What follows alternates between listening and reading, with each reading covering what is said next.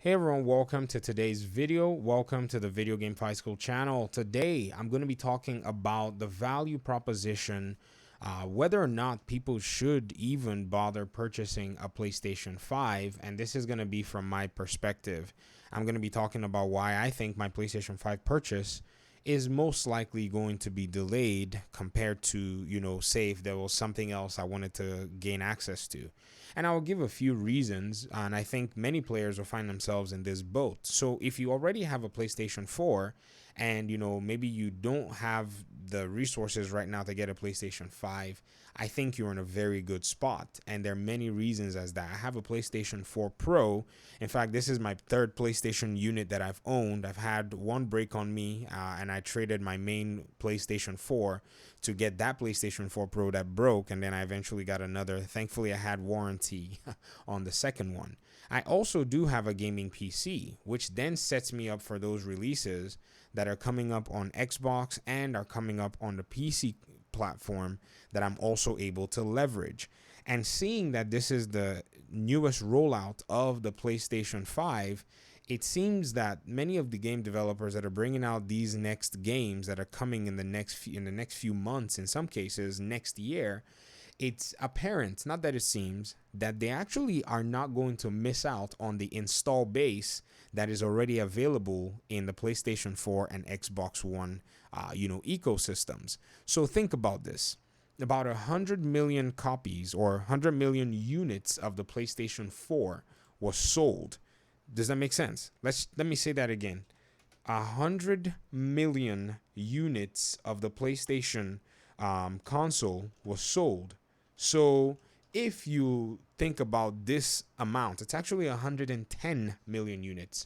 And compare what the possibility of somebody who is making a game for, say, the next generation is having to deal with. It is definitely a huge amount of players that will be alienated if they're not able to get a PlayStation 5 just yet. And so a lot of the new games are going to be coming out and serving the PlayStation 4 and the Xbox One communities because they are already a market available, and it reduces their entry in order for them to play these new games. When I say reduces their entry, I mean they don't have to spend hundreds of dollars to play any of the new games. They can just purchase those games and play them on their PlayStation. Now, in other cases, there are some games that will have some level of exclusivity. And if you have a PlayStation, they already have kind of the big market on exclusives. And if you have a PS4, you can play some of their games, including Spider-Man Miles Morales as well, which is one of the games that will be coming in holiday of 2020. They kind of made a very quiet indication that this game will be available on the PlayStation 4. But behold, it is available on the PS4. Now, I have to say, there is a little sense of missing out and not playing this on the PlayStation 5, but I cannot let that be my biggest judgment factor of why I should buy a PlayStation 5, seeing that I already have a PlayStation 4 Pro just sitting here and is going to be available and ready to play these games. Then I also think about the other video games, or you can consider the other games like Godfall, where Godfall is going to be coming as a console exclusive, but it's going to have a PlayStation, a PC presence on the Epic Games Store, including other games like Batman, the Batman themed Gotham Knights, and a lot of other games that are going to be coming out. Look at Watch Dogs Legion, look at Cyberpunk 2077, look at Assassin's Creed Valhalla. These games are all going to be available on every single platform that's been playing, be it last gen or this current gen that's coming out. So at the end of the day, what is the value proposition that Sony is going to be bringing to get me to buy the PlayStation 5?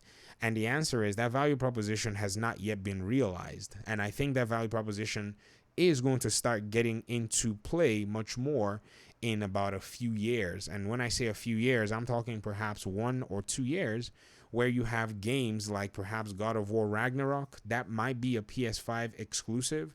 And as a fan, I will most likely want to play a game like that. There might also be some other PlayStation 5 exclusives that will attract players to play them.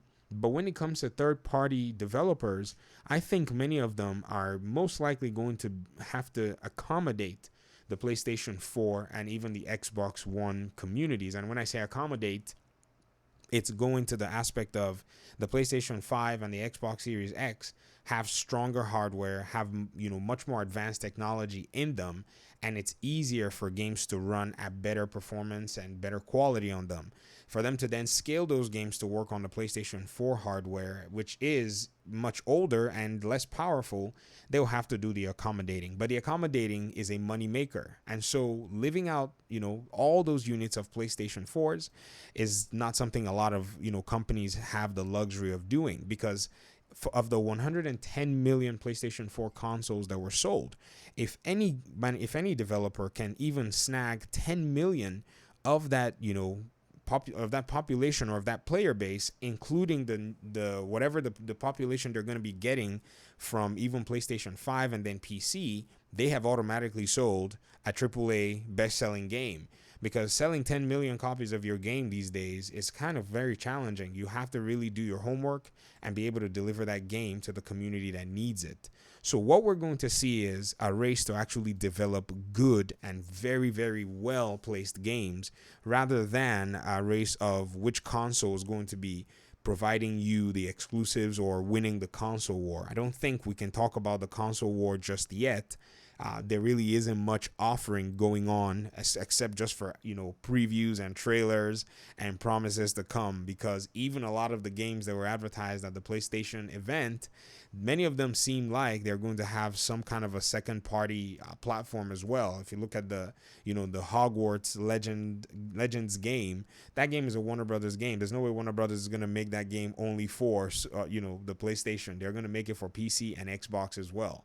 So right now, I think the wise choice for me personally, in my own opinion anyways, is that I wait about 12 months or maybe even 16 months to see what everybody has to offer.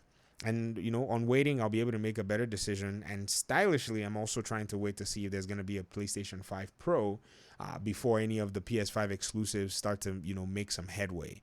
And once there is, that's probably the console I'd like to buy, a more enhanced version of the current console that we have. Unless Sony has no plans of making any other console, variations, but we know that within a few years, they usually do a refresh. They make a maybe slim version, or maybe they make like a pro or much more enhanced version of their consoles. All right, that's pretty much my own opinion. I want to hear your thoughts in the comment section. Are you going to be buying a PlayStation 5 day one? And if you're going to be buying a PlayStation 5 day one, that's probably also okay too. Not judging you. I'm just saying that from what I'm looking, and from, a matter of value perspective, I have not seen that value yet that my PlayStation 4 cannot provide, and also the possibility of playing any game that's available on PC. I don't see any, any proposition that they're providing that I'm not getting from those two platforms. All right, I'll talk to you guys hopefully in another video. Thank you so much. Peace out.